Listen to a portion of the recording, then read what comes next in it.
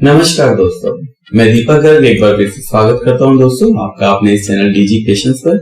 तो दोस्तों आज हम समझेंगे राग भीम पलासी से जुड़ी जरूरी बातों को। किसी भी राग को सीखने से पहले उसके बारे में हमें ज्ञान होना चाहिए।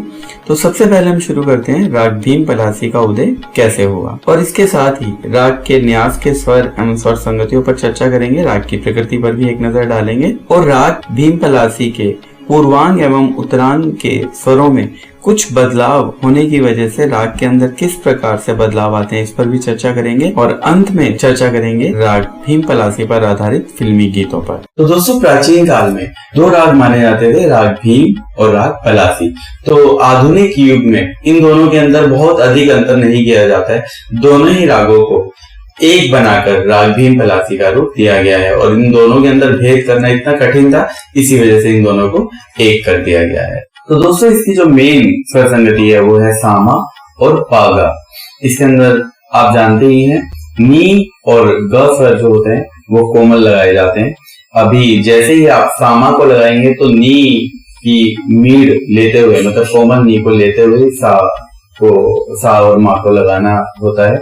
इसी प्रकार जब आप ग लगाएंगे तो उसमें माँ की मीड लगाई जाती है। तो दोस्तों एक करुण प्रकृति का राग है।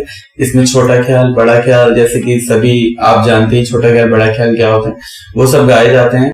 ध्रुपद गाया जाता है, धमार गाया जाता है और खास बात इसके अंदर होली भी गाई जाती है। तो दोस्तों जैसा कि आप जानते हैं हर राग का जो वादी समाधि स्वर होता है उसकी सरगम के दो भाग जो होते हैं पूर्वांग और उत्तरांग, इन दोनों में से एक एक स्वर लिया जाता है। तो दोस्तों इसका जो वादी स्वर है वो उत्तरांग से लिया गया है, म और सा, जो बीच वाले म से तार सप्तक के सा के बीच में से वादी स्वर लिया गया है। परंतु ये जो राग है ये पूर्वांग प्रधान राग है, मतलब कि जो शुरू के जो सा से म तक के जो स्वर है इसके अंदर इस राग की जो गायकी है वो अधिक की जाती है, इसलिए इस राग को पूर्वांग प्रधान राग भी कहा जाता है। पूर्वांग प्रधान का मतलब होता है सा से, शुरू के सा से बीच वाले म के बीच में यदि किसी राग की गायकी बढ़ोतरी की जाती है तो उसे पूर्वांग प्रधान का राग कहा जाता है। अभी अगर हम इसी राग को उत्तरांग प्रधान राग कर देते हैं, मतलब बीच वाले म से तार सप्तक का जो सा है, बाद वाला जो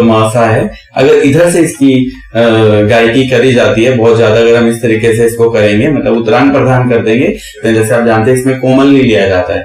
यदि आप शुद्ध नी भी लगाना चाहें विवादी स्वर के तौर पर, देखिए विवादी स्वर के तौर पर आप किसी भी स्वर को लगा सकते हैं राग के अंदर जो उस राग में नहीं लिया जाता। जिस प्रकार आपको पता है कि कोमल नी लिया जाता है, शुद्ध नी नहीं लिया जाता है, तो आप शुद्ध नी को भी इसमें लगा सकते हैं। शुद्ध नी का जब भी उपयोग करना होता है बहुत ही सावधानी पूर्वक करा जाता है। यदि उसका उपयोग जरा भी असावधानी से हो तो इसके अंदर राग पटदीप की छाया भरपूर तरीके से आ सकती है, तो इसीलिए इसको पूर्वांग प्रधान रखा गया है। तो दोस्तों अंत में हम बात करते हैं कि राग भीम पलासी पर फिल्मी गीत कौन कौन से हैं।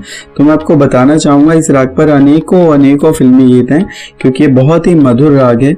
तो कुछ खास फिल्मी गीत हैं जो मैं आपको इसमें बताना चाहूंगा। फिल्मी गीत जो होते हैं वो एग्जैक्टली राग बेस्ड नहीं होते हैं, बट 70% भी यदि राग के ऊपर है तो उसे राग के ऊपर मान लिया जाता है। तो सबसे पहले हम गीत को रखते हैं तुम मिले दिल खिले। इसकी जो डिटेल्स हैं वो सारी लिखी हुई आ रही हैं, आप देख सकते हो। दूसरा गीत है एली री एली, क्या है ये पहेली, यादें फिल्म से है ये। खोया खोया चांद, बोलना हल्के हल्के, खिलते हैं गुल यहाँ, दिल के टुकड़े टुकड़े कर कर मुस्कुरा के चल दिए, दिल में तुझे बिठा के, किस्मत से तुम हमको मिले हो, नैनों में बदरा छाए, ए अजनबी तू भी कभी। और भी बहुत से गीत हैं दोस्तों। तो इसके साथ ही मैं आपसे विदा लेना चाहूंगा। नमस्कार।